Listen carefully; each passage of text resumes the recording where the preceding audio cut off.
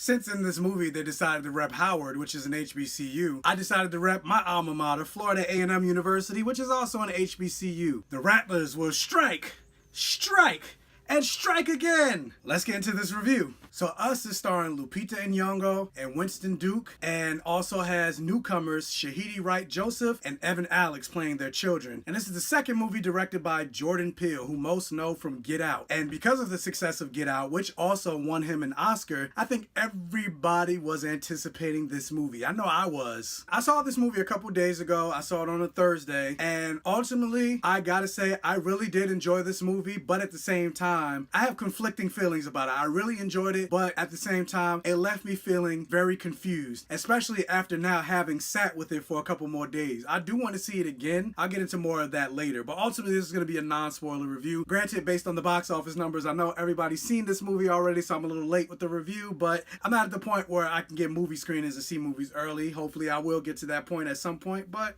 hey, just in case you haven't seen this movie or you just want to know my thoughts, here it is. So for those of you that don't know, the premise of Us focuses on a family of four, the Wilsons, and basically they're on summer vacation in their summer home in Santa Cruz. And the basic premise is a story of what looks like a home invasion, these people coming in and more or less breaking into their home. But the twist is, it turns out that the people that are breaking into their home are doppelgangers of this family. And all the twists and turns of this unraveling mystery of how is this even possible? And I gotta say right off the bat, this movie was wonderfully acted by all of the cast. Like seeing Winston Duke, and funny enough, this is only Winston Duke's second movie, and the reason I say second movie because technically it's his fourth, but the only time that we've seen Winston Duke is as M'Baku in the Black Panther franchise within the MCU. So he's played M'Baku in Black Panther, we saw him in Avengers Infinity War, and more than likely we're going to see him again in Avengers Endgame because he did survive the snap. And so technically those are three movies that he's been in, but he's played the same character in those three movies. And so Us is the first time we're seeing him as a different type of character, and seeing him go from the imposing character that M'Baku was, this very not imposing character and this goofy, lovable dad that he played. It was great seeing the range and seeing him play something completely different, because more times than not when an actor hits in a certain type of role, you end up seeing them play that same type of role for a long time until they eventually break out into something different. So it was cool seeing him do that, but then at the same time on the flip, he was playing an imposing character in the doppelganger, but imposing in a very different way. So that was cool. And of course the kid characters of Shahidi Wright-Joseph and Evan Alex, they were great, not just playing their normal selves, but also playing their doppelganger characters. Like they were super creepy. And Shahidi Wright-Joseph, she had like the best evil looking creepy face. Like kudos to those child actors. They were nothing like that little boy that played George Wallace or whatever. I think that's his name. Yeah, George Michael Wallace, whatever his name was from A Wrinkle in Time. That was just too much.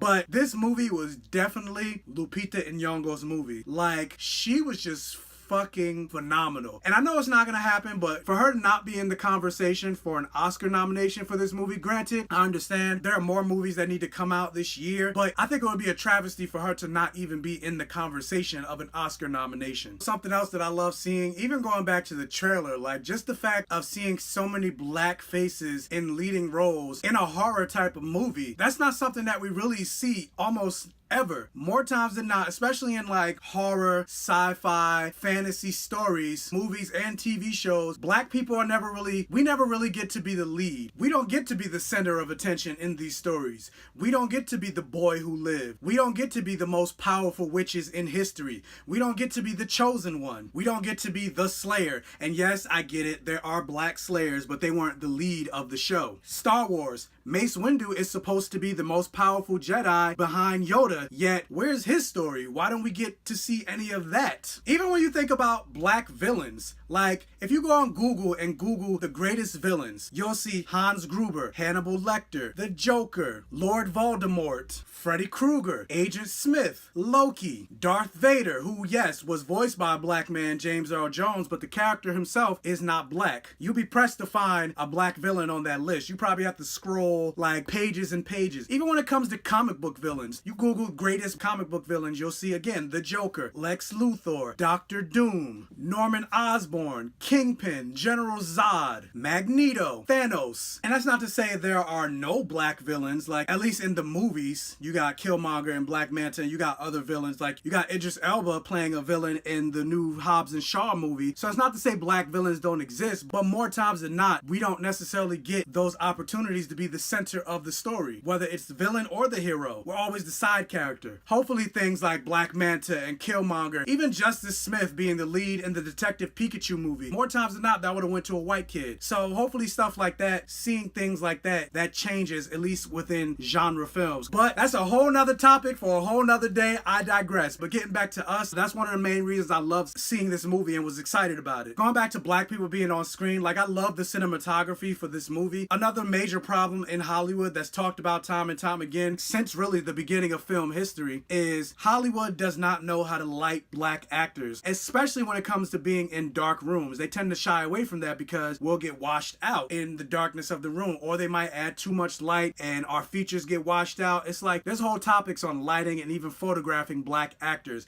And that wasn't the case with this movie. That's something I really noticed and dialed into. But yeah, but going back to what I mentioned earlier about how I really enjoyed this movie, but at the same time, it left me really confused. Like, overall, the premise of this movie, I was dialed in. I was wondering what's gonna happen? How is this happening? Are the characters gonna survive? Like, I was intrigued by every moment, and I enjoyed every single character that I saw. Like, the humor was great. There was no moment that a joke happened on screen that made me groan or made me go, oh, that didn't really land. Like, I feel like every single joke landed. However, and again, I'm not getting into spoilers, but most people that have seen the movie know what I'm talking about. There is something that happens at the end of this movie, which I pretty much guessed in the very beginning, but it happens, and that's the story that you're gonna tell me. And that's fine, but once you say this is the story that you're telling me, then everything else that you told me previously doesn't make sense. And maybe somebody smarter than me could tell me why it does make sense. Maybe Jordan Peele could tell me why it does make sense in the director's commentary once the DVD comes out. And then on top of that, it's not even just that moment at the end. There were other moments in this movie that made me go, wait, what? Especially, like I said, I had a couple days to sit with this movie, so the more I sit with this movie, it makes me ask, well, if this happens, then how does this happen? And if that happens, how does this happen? And if that happens, that doesn't make any sense. It's just a snowball effect of questions. But the strength of the movie is I wasn't thinking about that stuff during the movie. I was only thinking about it at the end of the movie. And I think the fact that the movie kept me dialed in while it was running, that's the strength of the directing of the movie more so than the writing itself. Because overall, I felt like the script was a little sloppy and could have been tighter. The score for this movie, flawless. Like, who would have thought I would be creeped out by I Got 5 on it? And then also on top of that, like, this movie is one of those instances where they use a song in the trailer and they also use the very same song in the movie to great effect in this movie. Even the song at the very beginning while the credits were rolling, I don't know what it's called, but I wanted to pull out my phone and basically Shazam that song because it was so creepy, but it was so great, and it basically set the mood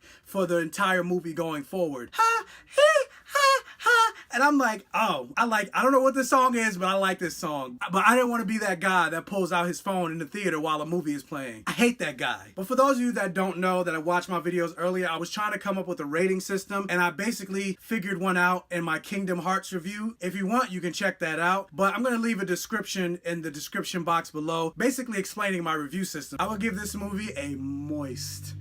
I know people hate that word. That's why I love it. So, Us. What did you think about Us? Do you think Jordan Peele knocked it out the park again? Do you think he struck out with this movie? Let me know down in the comment section below. Follow me on the social media platforms that will also be listed below. And also check out my podcast. I'll leave that in the description box below. We're going to be doing, our latest episode is going to be a full spoiler review of Us. So definitely check that out. And as always, I'll catch you guys next time.